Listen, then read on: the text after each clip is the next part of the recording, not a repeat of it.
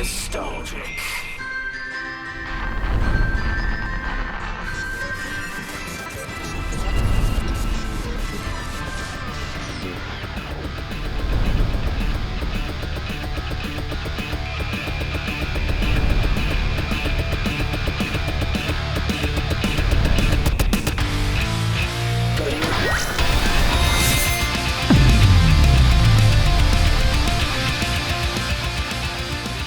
Hello, everybody, and welcome to Wax Nostalgic, a podcast where we turn the clock back to the good old days. I'm your co-host, Graham Johnstone. I'm Sam Bagnall. And I'm still Ryan Kerwin. And today we're going to do another recording of this wonderful podcast for you. We're going to talk about a couple of different things. The first topic is going to be cartoons. We're going to keep it fairly broad on that. So I guess who wants to get started? I will. Great. Yeah, so I know we kind of talked about this before, but cartoons, I think, are just, I just remember there being so many cartoons that I loved. Yeah, it's a super broad topic. Huge cartoon head. Infinitely broad. Yes. Yeah, I guess I'll just talk about like Saturday morning cartoons. Sure, yeah. Like, that's not even a thing anymore. Yeah. I'm Right, pretty they sure. just skip right to afternoon on Well, Saturdays. Netflix and all that has yeah. eliminated like cable television, so Sure. kids can just watch cartoons whenever. And I know a lot of kids That's true. nowadays like YouTube and like various Skibbity other Toilet. Skibbity Toilet. Yeah. Have you guys encountered like little kids who are just like going down YouTube rabbit holes for hours? Have you seen this before? Oh yeah, Yeah, for it's sure. it's crazy. my nephews. Yeah, just Yeah. kids. I mean, they're Yeah. all loaded up with iPads and stuff, and that's just what they do. Like, Yeah. Right. And I mean, I do that too, but I like to feel like there's a little more intentionality when I do it. right? You're looking for specific things where they're just like swipe. Yep. Right, exactly. But it's funny, like, because the stuff I'll see him watching, it's like, I think it was just like literally a video of a 3D bus plowing through, like, jumping off of like buildings, or I'm like, what are you?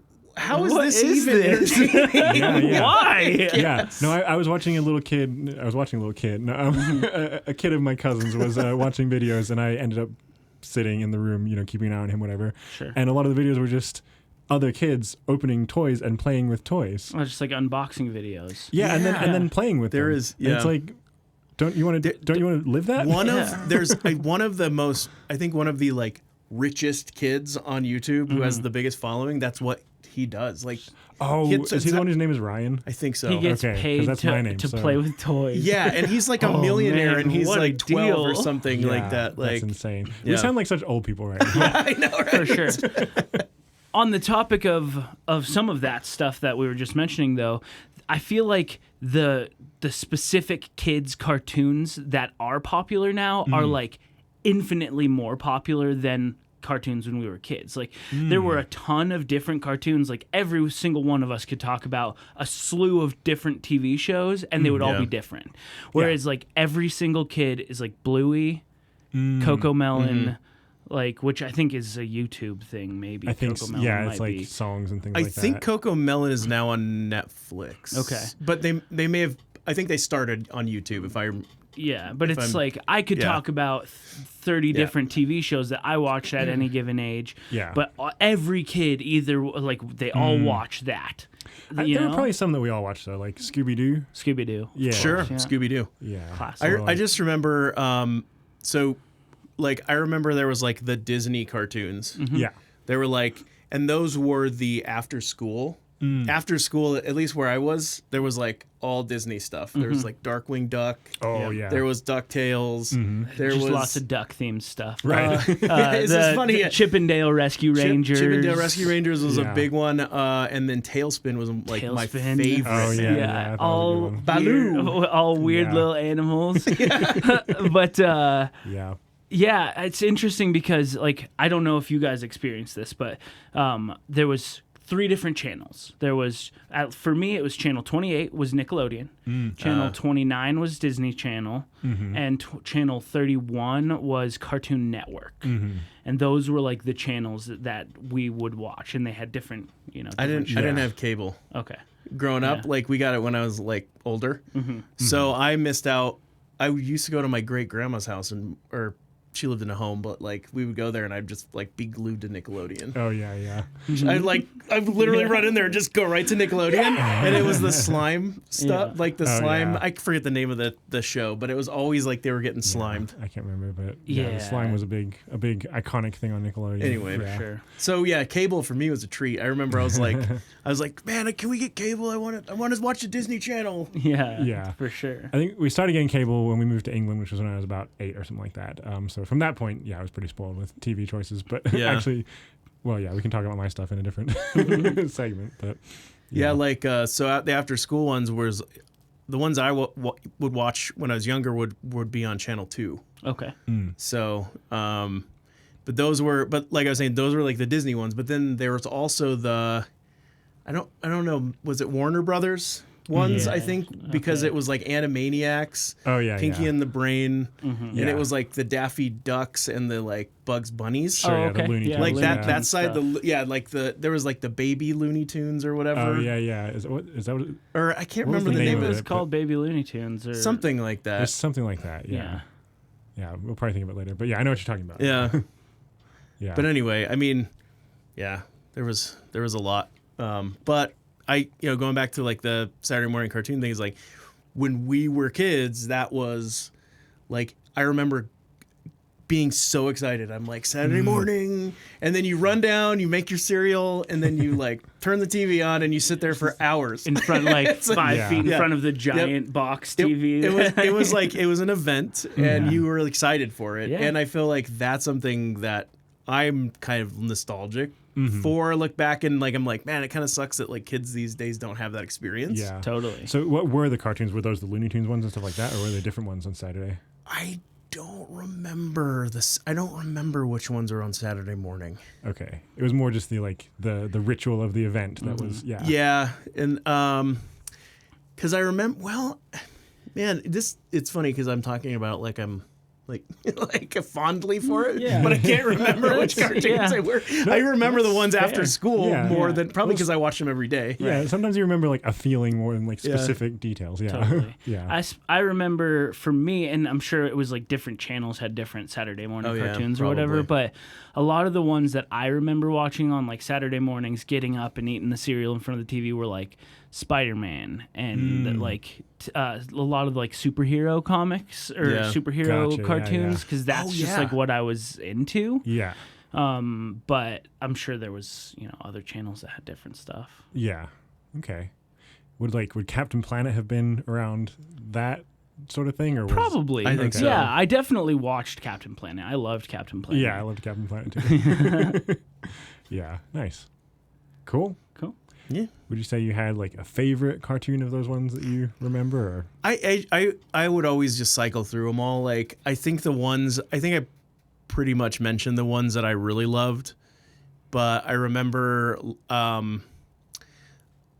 I loved DuckTales probably. That was probably one of my most favorite ones, and I used to read the comic books. Yeah. Oh, wow. And I think I liked it because it was like the kids were always getting up to like adventures, right? And, I don't know, investigating. With I was Uncle always, Scrooge. I always liked that kind of, like like I would read the Hardy Boys books and nice. Yeah. Like I love it. I love the idea of like going on an adventure. I think solving a mystery, fixing a problem, whatever. So, but I also loved. I remember I really loved Pinky and the Brain.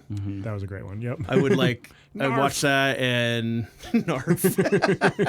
Point. You do have kind of a Pinky-esque about you. Oh. I'm kidding. I don't know if you guys remember Gargoyles. Yeah, dude. I recently that just popped rewatched into Gargoyles. my head, but yeah, I think that was a little bit more of like a darker, like more of like an adult kind of like like mood. I think because a lot of the other ones were like fun and like bubbly, but that one was like had a little bit more of like a serious undercurrent. And it was serialized, which a lot of those shows weren't. Interesting. Like a lot of those shows were like episodic, where you could watch any episode at any given time and it didn't matter. But Gargoyles had a continuing story all the way through from start to end. Yeah. Nice. Which I feel like a lot of cartoon shows didn't. I recently rewatched Gargoyles, and it's still great. Nice. But it's dark, but it's got a story that carries all the way through, which is different than a lot of, I feel like, cartoons at that time. Was that like based on anything, or was it its own thing? I think it was its own thing. Okay. Yeah, in my head, I kind of bin it for some reason with like, you remember there were some cartoon versions of like popular movies. There was like the Ghostbusters cartoon, and Sure. I think there might have been like a Men in Black one for a little while, that kind of thing. For some reason, maybe just like the animation style makes me think of those ones, and so I'm just like, was it based on something? But I can't think of anything to be based on. As far as I know, it was its own entity. It was a freestanding thing. I think there's rumor of them remaking some Gargoyles stuff. So, That'd be cool. Which would be really cool. I mean, assuming they do it right. Yeah. Either that or it would be really disappointing. Yeah. Yeah. Cool. So yeah, that's sweet. I love it. That's kind of my my remembering of cartoons. Excellent. Sweet. Yeah. Yeah. Do you want to go next? I'll go next. Yeah, Okay. sure. So, growing up, I was raised in a fairly conservative household, fairly Christian conservative household, and so we were limited to what we were allowed to watch when I was like fairly young. And so by the time I was allowed to like kind of have a little bit of free will on that stuff, like choose what I wanted to watch, a lot of the shows that my friends were into, I was not into. Like by the time I was allowed to watch shows like Ed, Ed and Eddie and Courage the Cowardly Dog and things like that, basically anything on Cartoon Network, I was like, nah, it's good. Like I never liked Ed, Ed and Eddie, and I had like all kids my age were like, dude, it's the best show ever, and I was like, I think it's gross. Like I don't know, like I think it's gross. They have like gross teeth and tongues, and That's like Ren and Stimpy. Stuff like that. Well, I was never allowed to watch Ren and Stimpy. Yeah, that was kind of like adult animation at the time. But I remember the first show that was like my parents were like never letting me watch, and then they were like, okay, you can watch it, was SpongeBob SquarePants. Okay. Oh, they wouldn't let you watch that? Yeah, not even that. Like it was for a while, and then pants may not be square. They must be the shape that the Lord dictated. Yeah, they thought it was like crude humor and all of that stuff that they didn't. But then they kind of vetted it, and after they realized that it wasn't that way, like a lot of those other cartoons were, they were like, okay, like you can watch this. And so SpongeBob was like, you know, it's a classic show that everyone our age has seen and knows and loves, I feel like. But that was like the first real like cartoon that wasn't like Spider-Man and stuff, or like Roly Poly Oly and the peanut butter and jelly or whatever, like kids stuff that I was allowed to watch. And so I just have a lot of fond memories of SpongeBob. And I used to, I don't know if you guys remember this, but there was a device called, I think it was called Video Now.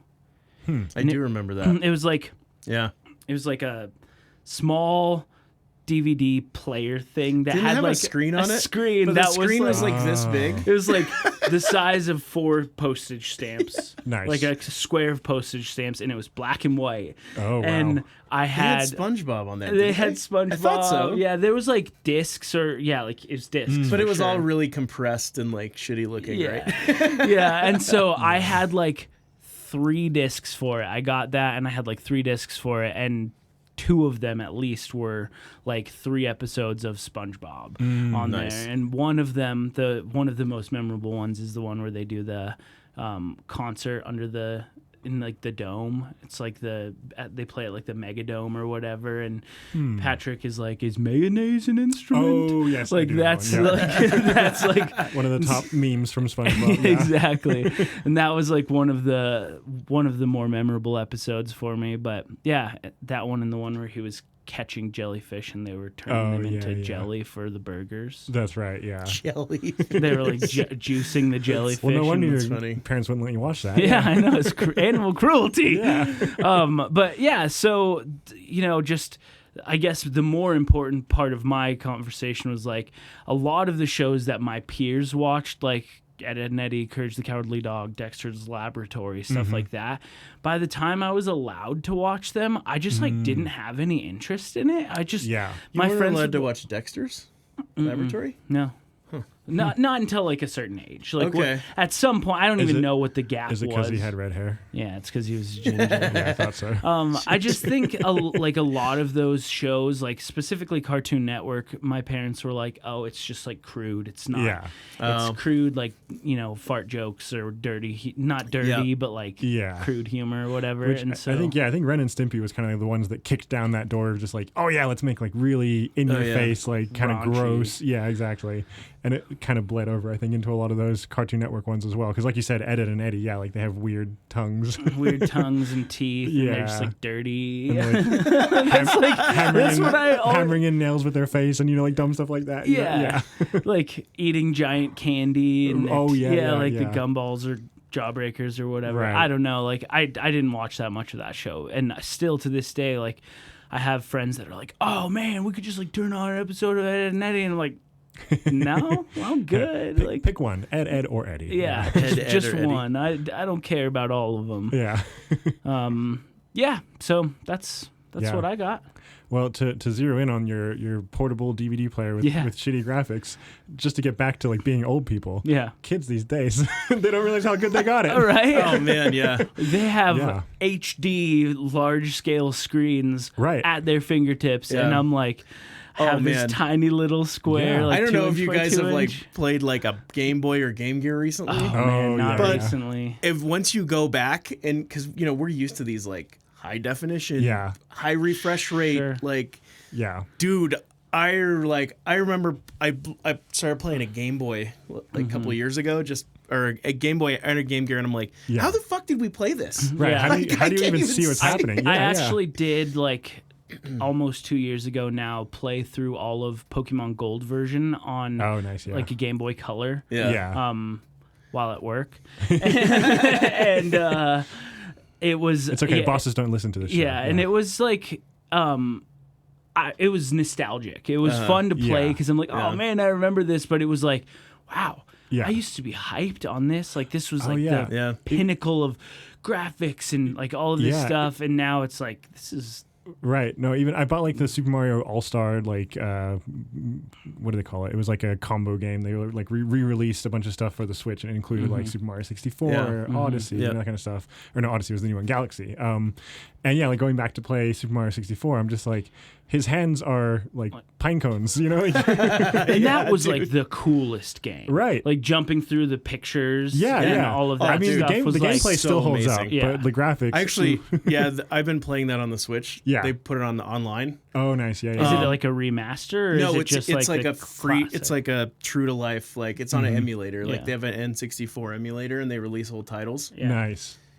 And I agree with you. It's still super fun, and I still was like, I totally got into it, and I was like, this is awesome. But it's crazy how clunky it is. I can't believe that was. Well, we talked about this in another episode, but it was like those used to be the best graphics, right? Like that was cutting edge. Yeah, and we also talked about like 3D worlds, like 3D open worlds was like a whole new concept. Like the idea that you could run around as a character anywhere in this world, like independently, you weren't stuck on like a side scrolling like on rails. thing. And it felt huge, but now playing it back, it's like the world is not that big, but you're like, I could go like 200 feet this way, 200 feet this way. Wow. I could go inside the volcano and there's a whole other place in there. Yeah. It's that, not to sound old, but these kids, I guess we can segue into mine, and I'll start off with talking about being old. I remember the first like portable video device that I had. It was like one of those like actual little televisions, and it was one that was kind of shaped like a Game Boy kind of, and it had the antenna, but I just like loved TV so much, and I guess my parents were like willing to give in to me. I always wanted one of those, but I could never get my parents to give in to mine. I was probably like 10 or 11, and it was like this big, right? Like the size of a brick. This big. The antenna was very large, and it was really hard to get a signal, so I don't think I ever like used it like as much as I wish I could have, but I just remember like getting it and this like whole world opening up of like, what if you could like watch movies while you're on the bus? Yeah. Crazy. What a concept. Yeah, exactly. I remember those devices back in like elementary school. I don't know. I'm sure you guys did some sort of this, but we did like wrapping paper sales. Like, where the kids would like go and sell candy or wrapping paper or whatever. And that was like one of the big prizes. I thought you meant like you were selling paper by wrapping. Oh yeah. Well, that was one of that was my whole Hey, everybody, pitch. better get in here. Gonna buy some sheets to write some to wipe your rear. Cheer. Yeah, there you go. To spread some cheer. Well, that's how he got into music. Yeah, exactly.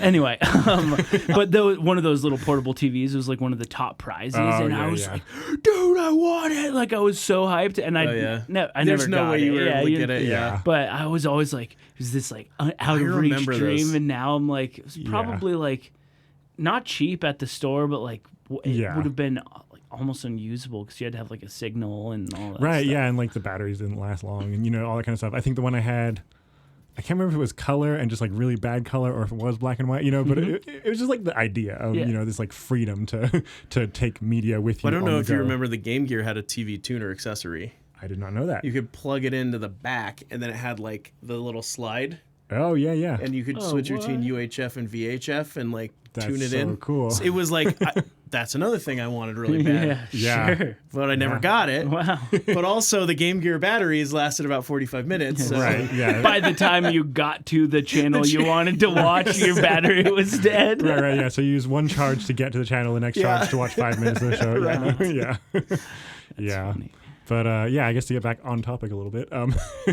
So cartoons.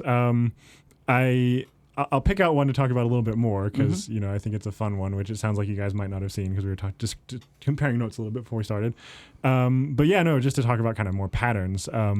When I was little, we lived in Australia, New Zealand. We got a lot of like American or British shows. So Captain Planet, I think that's probably where we saw that. We lived in Hong Kong for like 2 years when I was 6 to 8 years old, something like that. And over there, we just got like, one English channel and it would have just whatever cartoons. And a lot of them were very old.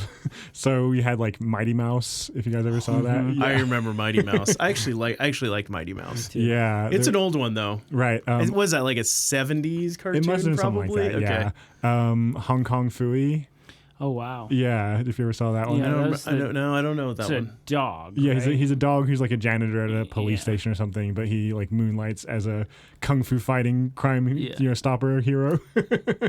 What else was there? Deputy dog. Yeah, I remember that one. Yeah. So that was always that was interesting. You didn't have many options, but we watched them over and over again when they came on. Then we had all the Nickelodeon, Cartoon Network, that kind of stuff once we got to England. But the show that I wanted to talk about is called Biker Mice from Mars. Have you guys heard of that? I've heard of it through actually a different podcast. I've heard of it, but I never watched it. Yeah, so it's what it sounds like. These mice from Mars are like large humanoid mouse-shaped people who have like little Martian antennae.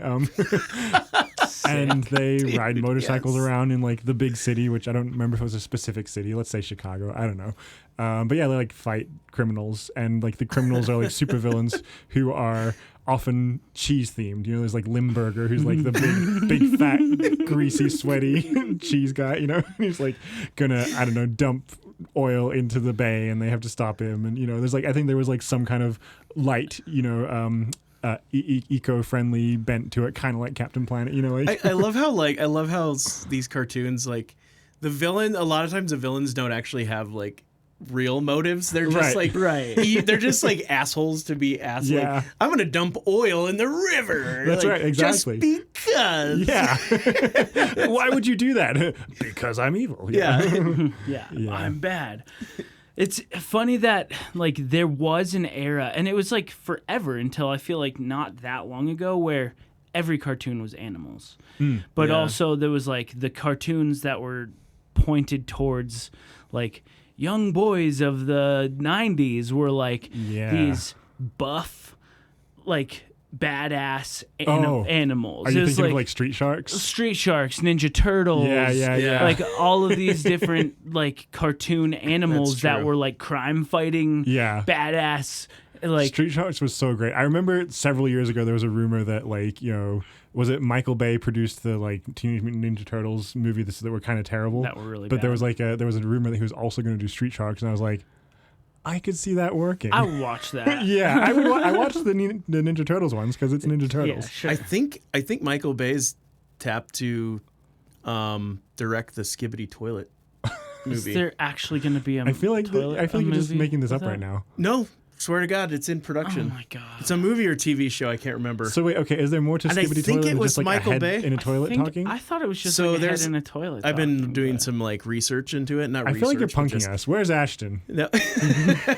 but out. no, dude. Yeah, I guess it's in production. There's a whole. There's I don't know, 26 seasons or something. 20. I don't know. There's a shitload of lore now, and there's subplots, and there's Joe Biden's and Skibbity Toilets, and they're What? fighting each other. Oh, what? Yeah. I mean, I don't want to, Not Joe- but well, maybe maybe- I'm just gonna no, have to there's- do a deep dive into There's Mitt- watching no, what some it of is. I these. don't. Mitt Romney. Mitt Romney? I'm not sure of Joe Biden. 'Cause I haven't watched any of this stuff, but I've been watching videos about it. Yeah. And it's men that have cameras as heads, like CCTV cameras, Oh. and they're fighting Wait, the toilets. And you thought that was Joe Biden? Well, I think there's a Joe Biden subplot Okay. somewhere in there, dude. Wow. And so there are these guys online that are doing these deep dive things about this is real cinema, this is real cultural because the camera the toilets are the underdogs, and the cameras are the governments or something, the people Wow. in power, and there's a struggle. Is this fully ironic, or is this people are just have too much time on their hands these days? I don't know. It's got to be a combination of both, but Yeah. if it's supposed to be this look into American culture Yeah. by the head of a Tell you, person man. sticking out of a toilet. There's this guy on TikTok, and he just does this deep dive analysis of Skibbity Toilet. Wow. I'll have to look Yeah. into that. Yeah, we'll 'cause- have to do a special episode where we all go really deep in Skibbity Toilet and then discuss it at length. Yeah. I don't want to, but I feel as a person that is in the media, That's right. I as, should, as a tastemaker. as a tastemaker, Yeah. I should be aware of the content that is out there in the world right now. Yeah, check I it have out, to man. subject myself to that. Yeah. Huh. Yeah, it's a whole thing, and they're making a movie or something. That's real. Okay. I don't even know how that would work. Oh. That does not look good. For those who are listening or watching, the light just... The light just popped off the ceiling. Well, I think that might be a good Yeah, time for us it's a good to time to- take a break and talk about our not sponsors. I think Yep. that's a All right. fantastic idea. Cool. We'll be back. Hey, yo, Jock. It's me, Peter. I'm just trying to spice up my pizza game, and I don't have any good hot sauces. Any recommendations? Oh, well, mon ami Pierre, you've come to the wrong person because I only cook French food and we do not like spice in France. We like butter. Oh, man, I wish there was a place that could tell us exactly what kind of sauce we needed. Hello, my name is Graham Johnstone. If you're like millions of us, you have anxiety when you go to the hot sauce aisle. You just don't know what to choose. There's so many options. Not to worry, we have a resource for you, spicefreaks.tv. Spice Freaks is a video series, and we chronicle all things spicy, from sauces to whatever is spicy. Check us out, spicefreaks.tv, or YouTube, Instagram, and TikTok. I'll see you there. Stay spicy, my friends. Stay. Hey, Jock! Stay spicy! Fuck yeah. Sorry. All right, welcome back to part 2 of this episode. Next, we're going to hit it off talking about something kind of a little different, something kind of fun. We're going to talk about Y2K. Why not 2K? Fun daddy over here. Fun daddy. Good for you, Ryan. I like that. Thank you. So yeah, we're all a little bit different ages and all of that. So I'm sure we had a little different experiences at Y2K, and we Do you want had to different explain what it families. is just for anyone who was, born in the last 24 years? Yeah, a lot of you listening might know what it is, but Y2K was the turn of the century going into the 20th 21st. 21st century, the year 2000, and everybody was terrified that the clocks wouldn't turn over, that clocks and infrastructure wasn't set up to go to that type of digits, and so all of the like electronics and technological infrastructure would just shut down, causing banks like would an collapse, apocalypse. hospitals would The fact crater. that can we just talk about the fact that all these like super smart computer people never thought one day it's going to be the year Soon, 2000. actually, Yes, in the exactly. next like 10, 15 years. Like, did they just think Well, like it was the 80s when a lot of those things were set up, and cocaine probably makes you a little bit laser focused on the present. I would feel, not having tried it, but Yeah, it is interesting that they're like, oh, we forgot to build in some like backups for 10, 20 years from now when the clocks change over. Well, but the funny thing calendar was that it changes. turns out that most of them did have that built in. It was just a concern that somebody somewhere raised at some point. I don't know what it was based on. Well, I remember there was a lot of like mitigation work that people were doing. They were like That's true. installing updates and firmware updates, and like I don't think firmware was really a thing back then, but literally it was just like updating software and updating hardware, and so I think all the critical infrastructure they did. Yeah, Like, that's fair. They probably did have to do a like little bit power of catch plants up. and things like that, and I was pretty Nuclear codes. young. I guess I was like 7 years old when it happened. So a lot of the, I guess I'll start off. All right, yeah. Since I'm kind of go ahead. just ranting on this for a sec, but Age a before lot beauty. of the like stuff that I'm sure I know that my family and that the adults in my life were concerned about it to some degree, but I didn't really know about it. I kind of knew, I think. Like, it was like, oh, something weird is maybe going to happen. But it was like, I was not old enough to understand, but it would be curious to, like, time machine back into somebody my age at that time and, like, see how I would feel about it now. Because I feel like I just don't think that I would be concerned about that right now. But I don't know. Like, but technology was so different and the world was so different. Yeah, I feel like there were a lot of growing up, like during the time of like 24-hour news cycle, like all these big major events took place on TV, and I think for me, I was a little bit older than you, and they wouldn't, like, the media wouldn't stop talking about it. Yeah, the media was, there wasn't as much internet access and things like that, and so it's like whatever the news told you was fact and all of this stuff. So I think I just remember, like, it was a concern, and as the media does now, where it's like there's constant, they're just looking for something like outrageous or like shocking or scary. Yeah. I'm pretty sure they were pushing that narrative pretty hard of like. And I feel like the media does that now too, but I also think because of accessibility to the internet and all of that stuff, there is the opposing side to it, where for that time it was like all big media was saying like, we're fucked, this is bad, like whatever, but there was no popular source saying like, you guys are being stupid, and now that's like half of media is saying other people are stupid. And a lot of those voices that probably knew it at a deeper level were probably on like Usenet is probably before that time, but like these niche online forums where a bunch of people who were like the super users already were probably saying to each other like, what are they talking about? Why are they worrying about this stuff? Just chill out. And the news were the ones who were just like, somebody said this might happen, so we got to make sure that everyone panics, Yeah. So my Y2K experience, the New Year's from 1999 to year 2000, all of my whole extended family got together at my parents' house, and we did Bunko.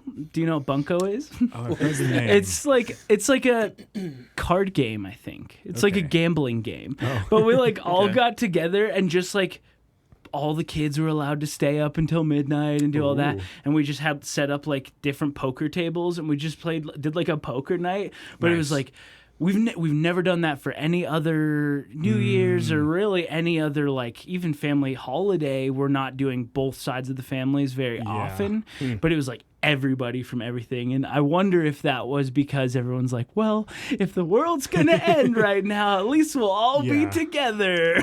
Well, that's a valid question, because I think the other side to it is it felt like a momentous occasion, like aside from the whole like, computer panic stuff. It's like, wow, we're going into a new millennium.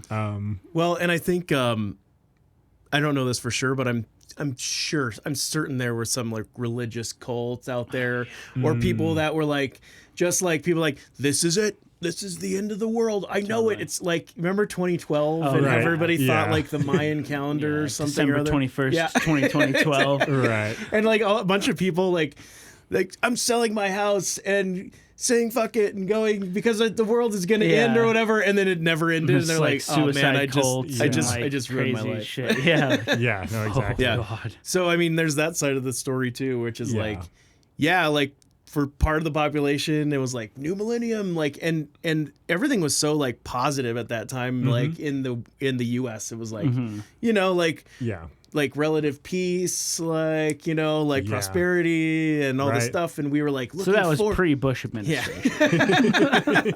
It would have been like his administration would have started in the year 2000. I think it was November of 2000 or something was the election, but because he was president when 9/11 happened, which was 2001. Yep. And obviously the world changed a little bit then too. Yeah. So I remember like generally going into like this new era with like positivity and hope. Oh yeah. And because, and then, and like technology was kind of the problem that we're talking about, like Y2K, but also like people were excited about technology because like, ooh, the World Wide Web, and everybody's like, it's opening up all this like knowledge, and all this stuff is so accessible, and we can connect like never before. And it turns out that, we all know how that turned out. Here we there's are. good and bad, there's good and toilet. bad. Yeah, Twitter, What's that? It's called X. Yeah. I stubbornly will never write X on its own in anything. I will always only write X parentheses Twitter or something. Yeah, or formerly Twitter. Sure. Yeah. I call it Twix. Twix. There you go, Twixer. That would be a better name, because at least it's something unique. The letter X is not a thing that is what if they did Twix? I mean, I would be hungry every time I read it, but at least I know what it is. Have you read my newest Twix? It does sound kind of whimsical. It was delicious. Yeah. Was it the right Twix? One part caramel, one part nougat. Ooh, I do love a good nougat. Yeah, this is the real biscuit of my idea is. Yeah. Yeah, so that was the main thing for me. It was like going into the year 2000, we all had our like gold hats and our glasses that had the O's for the eyes, and we played poker night all night, and that was my experience with the turn of the century. Yeah. I'm sure I do think that my parents and family had some concerns, but like I said, I was young enough to where it was just more like, oh my gosh, I get to stay up until midnight and play poker with my family. Yeah. Drink they probably sparkling apple cider. They probably didn't want to worry you and be like, we're gonna die. It's all over. And then in the locked back room right behind where we're playing poker is like all of our bomb shelters stuff, our buckets of mac and cheese and loaded rifles. Yeah. That's right. Cyanide pills. Yeah. Don't worry, kids. Just eat this. It's okay. If shit gets real bad, break this in between your teeth. That's right. And say, "You'll never take me alive." Yeah. You'll never take me alive. Just to be epic. That's right. Exactly. But gotta have good last words. Yeah. That was my Y2K experience. That's good. Yeah. That's Sounds like a fun one for a 7-year-old. Yeah. Yeah. Do we want to go in age order then? Sure. Okay. I'll go next. Okay, great. Thanks. We've done this a couple of times. Thanks for it's telling always me that I'm offensive to Graham. Being older just means you're more wise and experienced, right? You've seen more stuff. Yeah, you've lived longer and get to boss us around. I don't know. Boss us around. You can boss me the around. The older brother. I'm not going to listen, but you can boss me around. I'll give you lots of noogies. Oh, yeah. That's right. Don't do that. Yeah. Nuggie? My hair's already falling. Noogie, isn't it? Noogie? Yeah, I think. Yeah. I don't know. My older brother didn't do that. But Swirlies? You ever get those? No. No, thankfully not. I knew what they were, but I did not. I was always afraid I was going to get one for some. I was like irrational probably, but there were bullies in my school. A lot of that bullying stuff that you see in like classic TV, it's like getting shoved into lockers and getting swirlies and getting hung up on the monkey bars by your underwear and stuff. Right. I'm like, Did that ever actually happen to anybody? It probably happened in a movie in the 80s and everyone just latched onto Yeah, it. somebody like invented that, Yeah. I just don't see like being afraid that kids were gonna There pick me was- up and put my head in. There was this kid in middle school, and he would always do wacky shit. Mm-hmm. One time he snorted like floss or something through his nose and pulled it out through his mouth. Hell yeah. Or and he now would- he's in the circus. and then right. he like put a rubber glove over his head and inflated it with his nose. Wow. And he shoved himself into a locker. Oh, good. And somebody closed the door and he couldn't get out, and they Oh, had to man. like get the jaws of life. The shots of life. Dude, it was a big. Somebody at Yeah. the school didn't have the master was- combo or He was like whatever? a small guess. kid. He was like small, and somehow, dude, he fucking shoved himself in the locker. I remember that, and like it was a big deal. That's badass. They had to like they basically had to tear the locker out. Oh my gosh. So, something was happening in this kid's life that he needed attention. Yeah. Jeez. Yeah. Yeah. Okay, so Well, you can do it to yourself, but Yes, that's right, yeah, can you yeah. do it to someone else though? That's right. Well, I guess, okay, on the last thing I'll say about swirlies, then I should get into my topic. Yeah, sure. We got derailed there, didn't Yeah, we? no, that's fine. Judging by like the current youth and their like TikTok trends, I wouldn't be surprised if there were people who had heard about swirlies and decided it was a real thing and did it as a result. You Like know a what I mean? swirly challenge. Like not even that, just like it's out there in the world. And they're Give like, yourself a Yeah. swirly. yeah, they're like, I hate this kid. I'm stronger than him. What do I do to him? You know what? Swirly sounds like fun. Yeah, let's try that. Yeah. So I guess if we were all bullies in school, maybe we would have better answers for this question. But Yeah. It's not the bully. in the next life, maybe. Well, one can only hope. That's right. Well, back to childhood. So yeah, the year 2000 it happened for me when I was turning 10 that year. So I was 9. And we were living in England at the time, and same kind of panic over there, but also balanced with the optimism. Yeah. There were a lot of things happening in London to celebrate the Millennium. I don't know if you guys are familiar with the Millennium Dome. So it still exists over there. It's called like the O2 Stadium or I something. do know now. about that. I stayed over there Okay. in that area one time when I went to London. Yeah, so that was built to commemorate the Millennium. In Canary Wharf? Canary Wharf. Yeah. Canary Wharf Yep. is where I stayed, yeah. Okay, yeah, that's where my dad used to work. Oh, yeah. So, the Millennium Dome is just this big. It looks like a sports dome, but it has like kind of yellow spires poking around, the outside for structural reasons, I'm sure. Okay. It's in one of the James Bond movies. You can climb the top of it. Can you? Yeah. Oh, okay. Legal? Or at least you use. Yeah, I looked it's into something it. you're Like you allowed to can do? buy an excursion thing, and they like give you they rope you up and Oh, stuff, wow. and you can like climb Oh, up to boy. the top of the dome. That's cool. That's cool. Yeah. Yeah. So it's like not stairs. It's like climbing, like rock climbing. No, I'm looking yeah, up a no. I picture think of it's it. like and it's like it's not an extreme angle. You can Right. You So but you like, walk on the outside. You like walking Oh, up. I it. see. Yes, Yeah. Sorry, it's not like you're like rappelling. Gotcha. Yeah, now I understand. I was like, where do you climb? Yeah, Yeah. no. Because, the way it was featured in James Bond, he like falls off of a helicopter and slides down the outside Sure. or something. Yep. Yeah. I just looked up a picture and I have seen it before, but I nice. just I think when I was staying there, the U2 or something was playing in the. Excellent. And That everybody's sounds like, about right. "Are you going to the show?" You two at the O2? Yeah. That's great.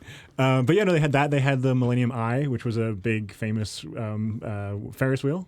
To talk about a topic we talked about before. the London Eye. Yeah. Was that Millennium base? Was that built like? I'm pretty sure. I year could be like 2000? lying to you right now, but I'm Okay. pretty sure that was for the Millennium as well. 'Cause I've been to the London Eye, Okay, but nice. I've not. you I ridden didn't. it? No, I hate Ferris wheels. We've talked about this. We've talked about this. Yeah. I think some of my friends rode it, and I was like, no, Yeah. not today. Sorry. Well, now that you're questioning whether that's for the Millennium, I'm also now questioning this next thing I'm going to bring up, if that was also for the Millennium or if I'm just totally mistaken. But I'm going to say it anyway. Yeah. The Please. Millennium Bridge. Yes. Was it for the Millennium? I don't know, but I knew that's what you were gonna say. Okay, yeah, because there's this bridge that famously they built to commemorate, I'm pretty sure to commemorate the Millennium. And it was just like so structurally poorly designed. It would just like oscillate so much that people would like get sick and stuff walking over it. They had to like shut it down, like reinforce it a whole bunch. But it's like, I don't want to be rude to all of our British listeners, but I feel like that's so like on point for like how things were going in the UK at the time. It's just like, yeah, like it's a new millennium. Let's show the British like how-to spirit. And they're like, Make a bridge. I have this idea. yeah, the bridge, didn't work. Let's make a bridge that'll fall into the river. Right. I think the Millennium Dome didn't open in time for the Millennium. I think it was like a few months late. Like all these sort of Okay. things where it just like didn't quite hit. slightly post-millennium. Like, Right, exactly. It's 2002. That's fine. Whatever. But the Millennium Dome was actually really cool. We went on a school trip there. I'm sure most people in the London area did at some point. But they just had like different displays about science and culture and. Is it a place that you would go to see like a performance, or is it more of like a museum? So it's now a performance venue, Okay. but at the time it was like a kind of like an expo almost of like the things I remember are in the science section they had like a thing where you could walk inside a human body. Like it was all like designed so it's like you're walking through different parts of the body, that kind of thing. They had like history things. They had something where you could take a picture of yourself and age yourself by like 40 years, so you see what you look like when you're old. We have Snapchat for that now. Right, exactly. Now it's just like in everyone's phone. Yeah. But they had like an acrobatic show at certain times of the day. The thing that I thought was really cool actually was, are you guys familiar with the British show Blackadder? Oh yeah, I love that show. Okay, so it's Rowan Atkinson. Yep, Mr. Bean. Okay, I know Rowan Atkinson, but I don't know that. I was obsessed with that show as a kid, and I don't know why, but I was. Yeah. Oh, it's such a good show. It's called Blackadder? Blackadder, yes. So Okay. it's each series of that is a different kind of era in British history. Oh, but neat. it's like a lot of the same actors who play like very similar characters. So Rowan Atkinson's character is Lord Blackadder, and he has a manservant, Baldric. Yeah, that's right. Hugh Laurie and Stephen Fry are often side characters, in different eras. So it's like, medieval times where they're kind of more peasants and stuff like that. Then it's I think the Elizabethan medieval times. times one was my favorite. Oh yeah? Yeah. I think the one I watched the most was like the Elizabethan one. With, Okay. like Queen I Elizabeth, wonder if it's and on anything. Yeah, it was like, and he was like an aristocrat, kind of thing, and it right. was like very much aristocratic. Right, like- exactly. And so the thing in the show was he was always like on the periphery of the royal family, and he always was like scheming for ways He to was like a become the sniveling king. little like. He was like a sycophant, like sucking up to the queen, that sort of thing. But he always like his end goal was always like to be king of England.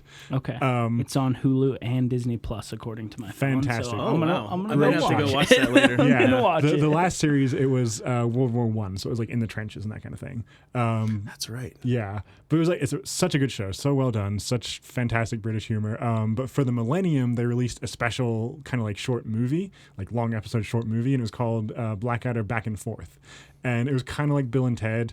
I might be making it's been probably since the Millennium since I saw this, but in my mind, he like somehow gets a time machine and he like is going back to these different eras, and he kind of revisits some of the eras from the show, but also some different ones. Neat.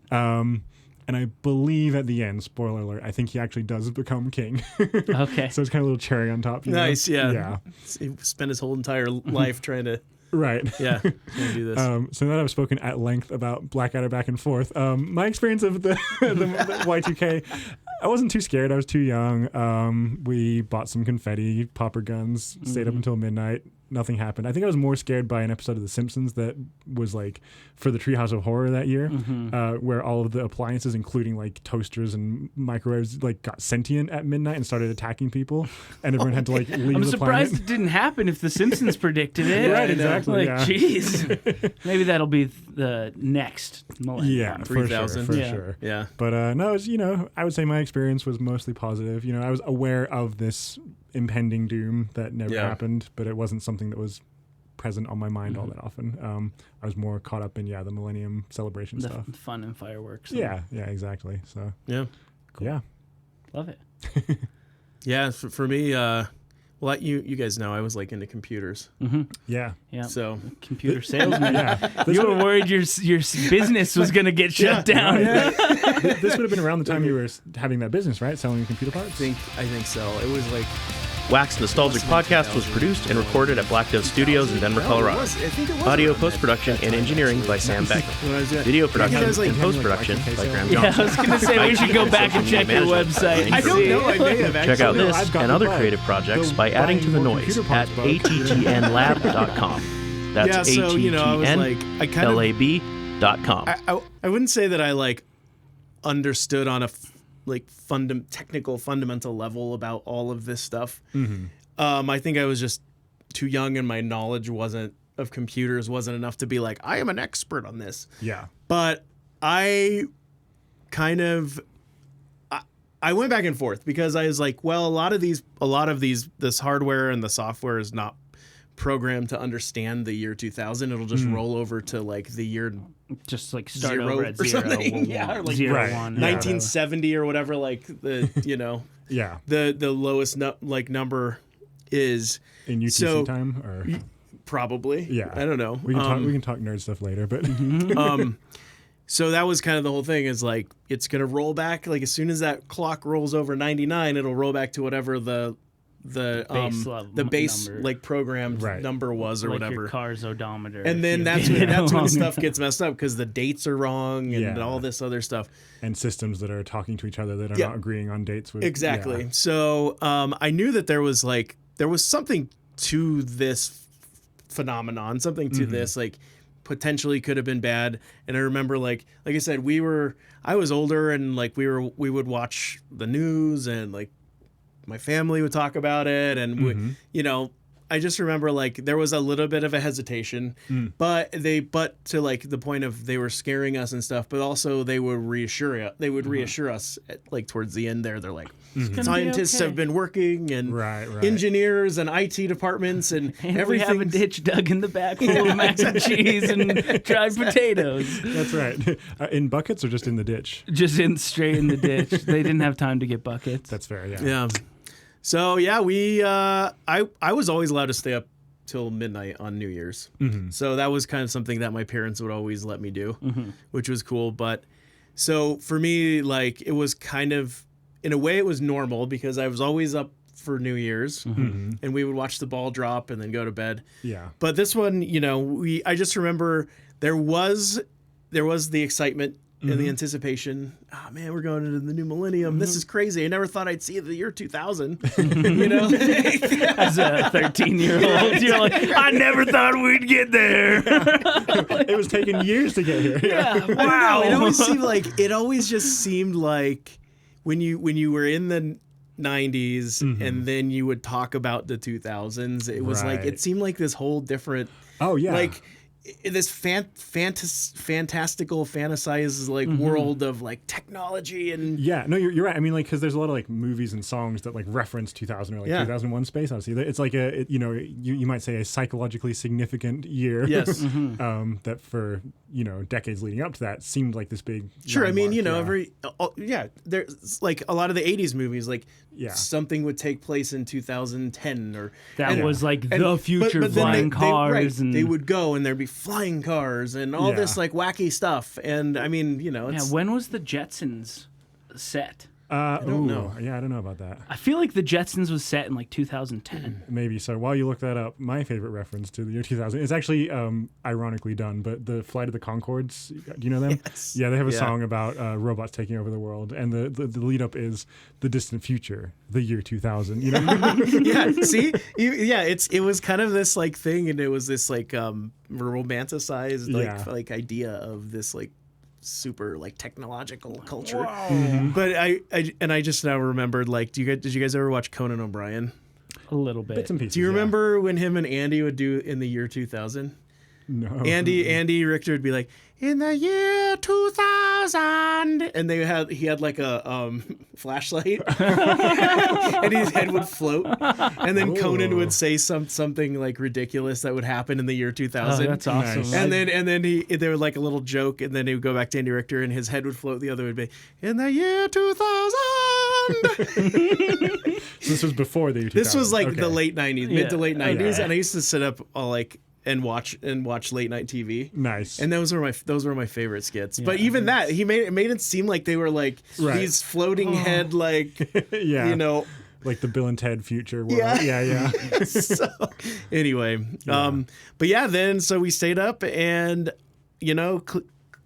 ticking the clock down and waiting for something to happen, Yeah.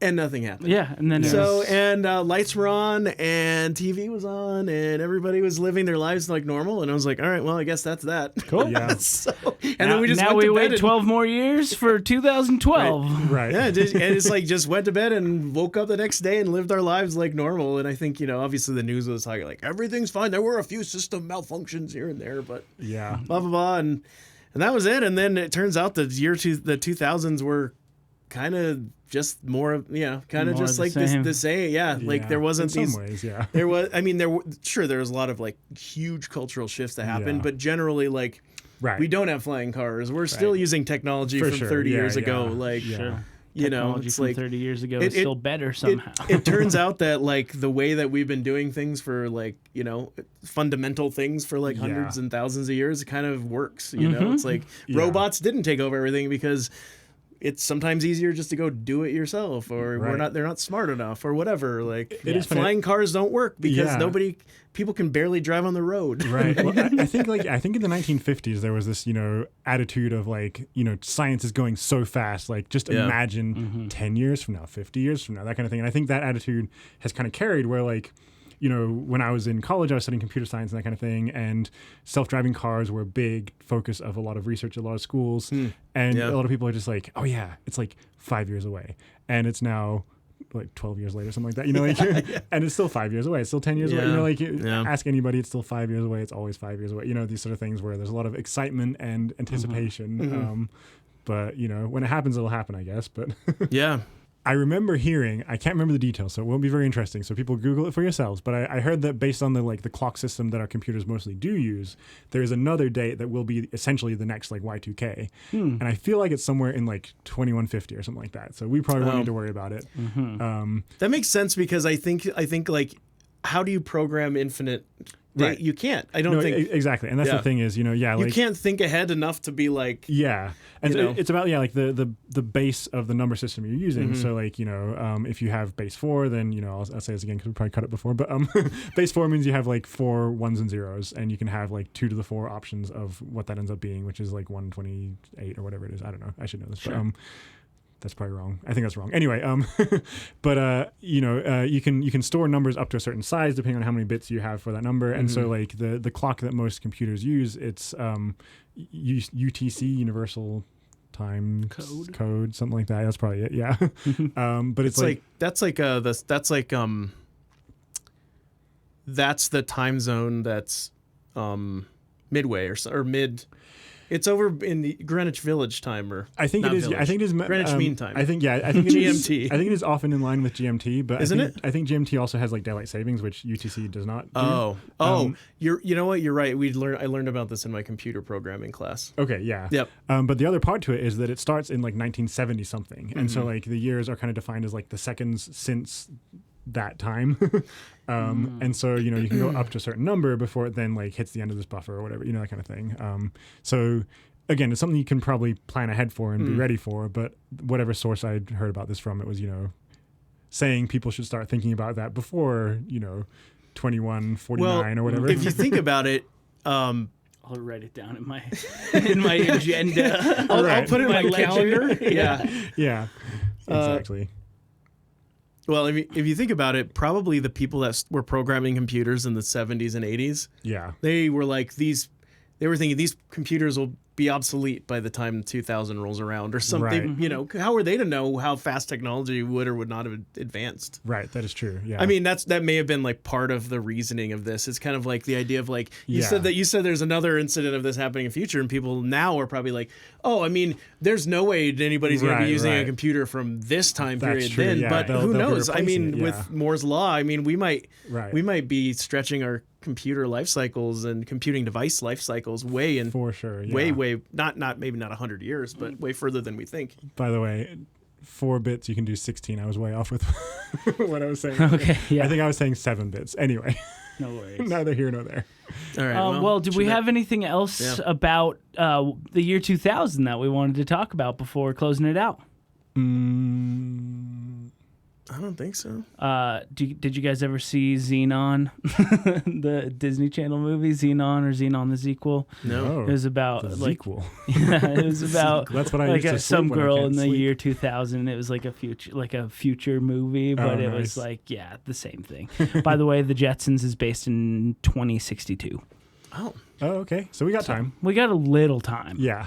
Yeah, but that's all I have to say about it. that's So, it, man. Yeah. without further ado, I think we can close it out. That's been another episode of Wax Nostalgic. Yeah. By this time, we should probably have email open up and we're happy to get some suggestions for topics and things to talk about if you want to send them to us. Or things to avoid, so we can know what you don't want us to talk about, so we talk about them more. Yes. Yeah, exactly. Yeah. All right. Cool. Well. Yeah, I think that's it. See you guys in the next one. All right. Bye. Bye-bye. Wax Nostalgic Podcast was produced and recorded at Black Dove Studios in Denver, Colorado. Audio post-production and engineering by Sam Bagnall. Video production and post-production by Graham Johnstone. IT and social media management by Ryan Kerwin. Check out this and other creative projects by adding to the noise at attnlab.com. That's attnlab.com.